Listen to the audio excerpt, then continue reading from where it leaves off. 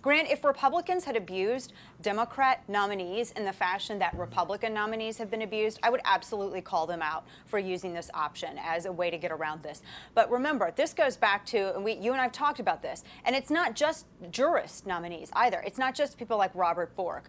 You had Miguel Estrada. He was going towards a lower court, but because Democrats were so terrified that this Latino judge, who was a conservative, who maybe would have been up for Supreme Court nomination, they were terrified that Republicans were going to have a conservative Latino who could actually go before the Supreme Court, and they wanted to make sure that they tampered that down. And then, of course, you have, Roberto Gonzalez. You have a number of different nominees for different areas of government, all of which Democrats have fought vigorously, and oftentimes for zero reason at all. The only time there was ever a bipartisan fight against a nominee of this sort was back in 1968, but then it was simply procedural. It didn't get as far as we have today. So this is silly that Democrats are doing this, particularly when they're going back on their own record of voting for this exact same man without any prejudice in 2006. They just do not want to have Scalia's seat replaced. And Grant, they've gone so far as to even insult Scalia and his record itself as a way to somehow get around having to vote for Gorsuch. It's the craziest thing I've ever seen.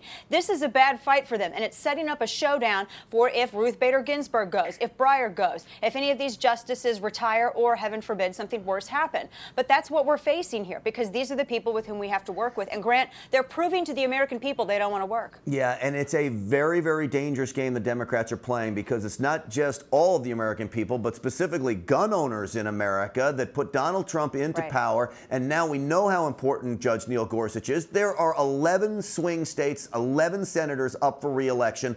All of them will be in trouble. And I don't care whether they voted to move the vote forward or not. They will wear the medal of their Democratic Party that blocked this. They will all be in trouble, and I think Democrats are going to get hurt for it. And in the end, I guess it's good for us.